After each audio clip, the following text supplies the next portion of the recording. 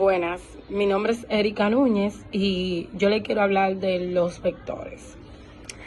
Empiezo diciendo que para hablar de vectores realmente hay que abarcar bastante, es un tema súper amplio, es un tema que tiene mucho que decir, sus subtemas son súper amplios, abarcan bastante información, pero para empezar a hablar un poco de vectores tengo que definir qué son los vectores. Bueno, los vectores son un segmento de línea que con dirección y sentido representa una magnitud física.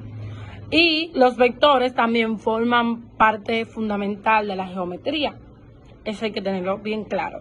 Como podemos observar, la imagen que yo he puesto, su representación gráfica consiste en una flecha cuya punta va dirigida en dirección a la magnitud del estudio.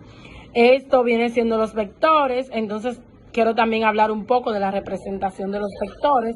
Los vectores pueden ser representados gráficamente.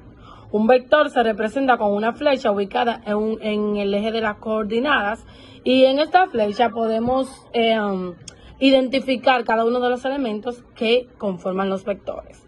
Por ejemplo, podemos observar un punto de origen, esto está incluido en los vectores. Podemos observar un punto extremo, podemos observar una recta dirección, podemos observar el sentido y también podemos observar el módulo de un vector. Esto es muy importante, se usa mucho en la física, se usa mucho en geometría. También yo quiero hablar de algunos temas importantes para mí y los tipos de vectores. Los tipos de vectores en física existen distintas clasificaciones posibles de vectores en función de las características en que nos fijemos y si relacionamos o no con los vectores. Veamos algunos ejemplos de los tipos de vectores. Aquí yo traigo un tipo de vector unitarios. Esos vectores son muy importantes, espero que lo estén observando bien. Los vectores unitarios son aquellos cuya longitud es la unidad, o dicho en otra forma, su módulo es igual a 1. Por ejemplo, si sabemos que el módulo de un vector es x es igual a 1, entonces se dice que es un vector unitario. Suelen utilizarse para indicar una determinada dirección. Pueden observarlo de manera fija, el ejemplo que he puesto de un vector unitario. También tenemos vectores fijos, como se observa en la imagen. Se dice que un vector es fijo cuando el origen del vector está aplicado a un punto fijo. De modo que basta con que cambie la posición del punto de aplicación para que cambie el vector en cuestión. Por ejemplo, la velocidad de una partícula o la fuerza aplicada a un punto. Estos son vectores fijos y son muy importantes en la física. También tenemos vectores deslizantes, como ven aquí. Este automóvil es un buen ejemplo para explicar lo que son vectores deslizantes.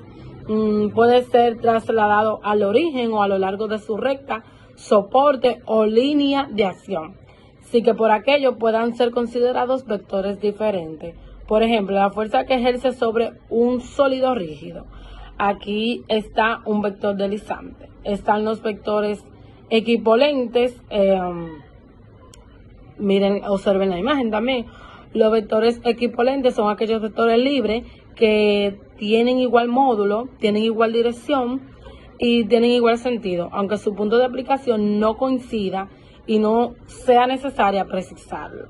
Eso es un vector equipolente. Aquí yo dejo un poco de ejemplo. También tenemos los vectores polares, son aquellos vectores a los que se les puede asignar una dirección y un sentido de manera clara. Por último, quiero hablarles de sumas de vectores y su representación gráfica.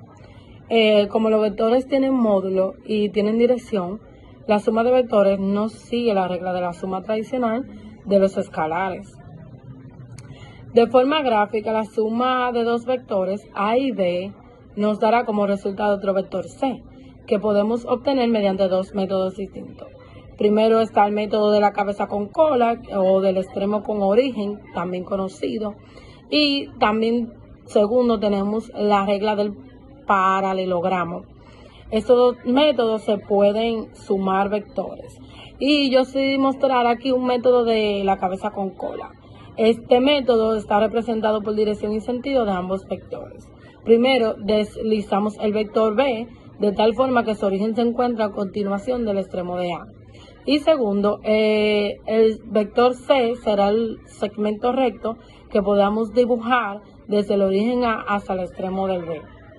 Aquí tengo algunos ejemplos de suma de vectores con la misma dirección y sentido, lo pueden observar. También tengo un ejemplo de suma de vectores con la misma dirección y sentido opuesto. Aquí está cómo están colocados cada uno de los vectores cuando tienen la misma dirección, pero tienen sentido opuesto. Y también tengo suma de vectores con distinta dirección. Si observan bien, se pueden dar cuenta. Esta ha sido mi exposición. Gracias por prestar atención. Erika Núñez.